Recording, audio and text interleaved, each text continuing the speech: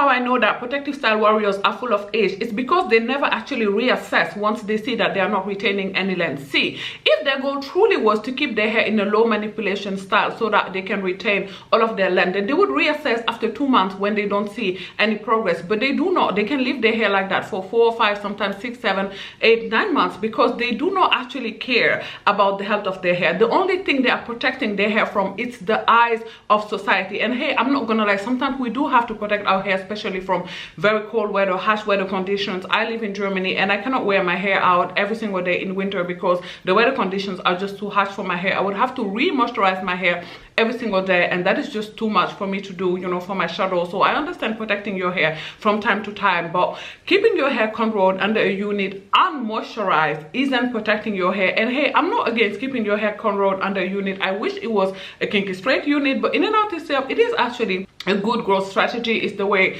Cardi B, Beyonce, Nicki Minaj, you know, got their hair that length, just to name women that you all know. So it isn't a bad hair growth strategy. You know, it's low manipulation, it's low tension, so you can actually retain length doing that. But you would have to keep your hair moisturized. Okay, you would have to actually deep condition your hair every week, I would say, or at least every 10 days. You would have to re-moisturize your hair every so often. So open the cornrows individually and slap some leave-in conditioner or glycerin water on it. Okay, that is the way that you're going to be retaining the length. Just cornrowing your hair under a unit and forgetting it is not going to make your hair grow, or you're not going to be retaining any length. Your hair is actually going to be shorter once you open the cornrow because it's going to break from the lack of moisture. You cannot just cornrow your hair under a week and take better care of the wig than you do your natural hair. Y'all always taking super good care of these wigs, combing it, you know, sometimes they'll even condition them. How about you condition your own natural hair, you know, once in a while for a change? And this is why I'm extremely worried to see that sewing are making a comeback. Like,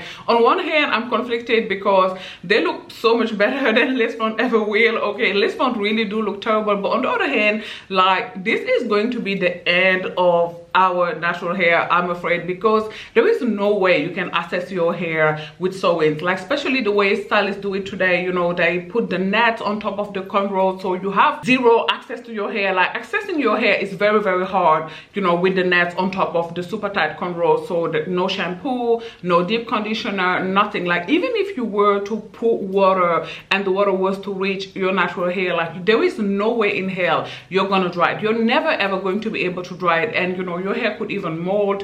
You're not going to be able to condition it. Like, it's just not going to be possible with, you know, the nets on top of the cornrow. So I'm very, very worried that sewing, traditional sewing, are making a comeback, especially since U-part wig are a thing. I don't understand why anybody would get a traditional sewing when you can just get a U-part. Like, it's the exact same thing. If you like the look, if you want the middle part bust down look or side part look, just get you a kinky straight U-part wig and install that. You know, it's going to be so much easier, first of all, to blend your 4B 4C hair with it. Like, your leave out is not going to be left out, and you're going to get the look that you're going for without having to sacrifice hair health in the process. Like, isn't that the goal of low manipulation styles or low tension hairstyle or protective styling? Like, I thought the goal of it was to protect our hair until, you know, we're comfortable wearing it out, protect our hair until it's at a length where we're comfortable wearing it out. Because let's not lie, we're not all the same. You know, not everybody is comfortable wearing their hair in a TWA. Not everybody is comfortable as well wearing their hair when it's in an awkward length. Like, for example, I would wear my hair out when it was in a TWA, but when it was in the awkward length, I wouldn't wear it out because I just didn't like it. So we're not all the same. Okay, so I understand wanting to grow your hair to a certain length before you wear it out, but in order for you to ever reach that length at which you're going to be comfortable wearing it out, you have to actually care for your hair. You know, like, I thought that was the whole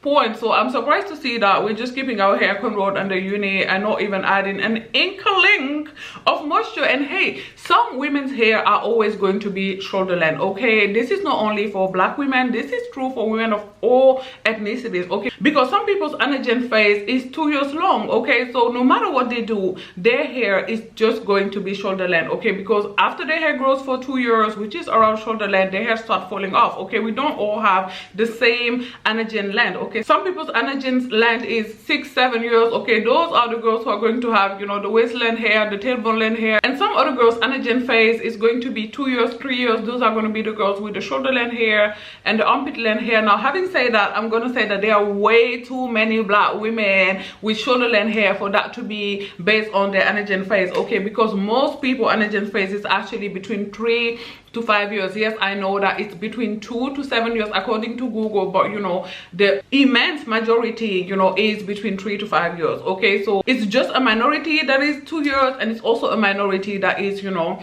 6-7 years. This is why it's very rare for people to have super duper long hair. People of all ethnicity, again, okay, it's also rare for Caucasian women. I would say it's more common among Indian women and Asian women, but generally it is rare for women to have tailbone length hair, no matter the ethnicity. Okay, we need to stop lying about that. This is not a black women problem. Okay, this is a general problem if we consider, you know, not having tailbone length hair a problem. So yeah, stop lying. We know that the only thing you're protecting your hair from is shampoo, the eyes of society, and fresh air. Okay, and to those of you who wonder why do you care, because in my last video like 2 women were in the comment section asking why do you care, why do you care what black women wear their hair? Well, for my niece, okay, for the next generation of black women to come, I do care how black women wear their hair. Okay, because if we hate our hair and never wear it out, if we continue the self-hair hate, you know, trained our mothers and grandmothers was on, like if we keep wearing the unit every single day, then our daughters are going to wear the unit every single day, and then our granddaughters are going to wear the unit every single day. So I care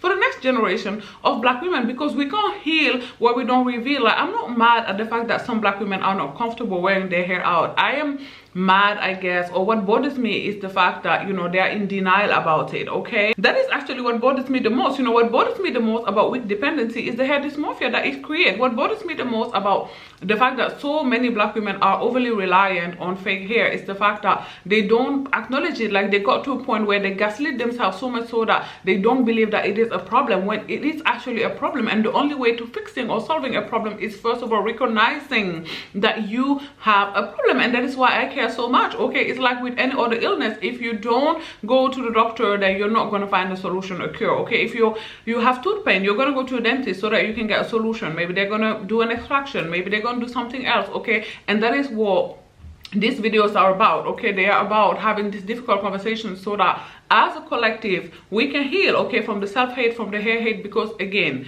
if you hate your hair, that is one thing. To be honest, I guess I kind of been there, because the first time I actually ever saw my natural hair, I was 27 years old. I've talked about that before. Okay, so that is the first time I saw my natural hair in its natural state, and that is when I started taking care of my hair. That was 10 years ago. Okay, so we all started there. Like, at some point or another, if you're a black woman past a certain age, you know, if you're born in the 80s, then you've been to that, you know, hair hate, self-hate, or not knowing how to take care of your hair phase. Okay, but the thing is, from there we have to heal. Okay, we have to get to a point where we are like, okay, you know, I didn't understand my hair thing, but I have to start getting into this hair thing. I have to actually start to, you know, get comfortable with my hair, understand my hair, learn how to take care of my hair, be comfortable, you know, wearing my hair out from time to time. So that is what these videos are about. Again, this is not some holier than thou, I'm better than y'all because I wear my natural hair most of the time. Honey, okay, this is about, we have collectively, we have a problem. So how are we going to solve, how are we going to fix this problem? Because it affects all of us. Okay, stereotype about black women do affect all black women. Okay, the self-hate that's going on,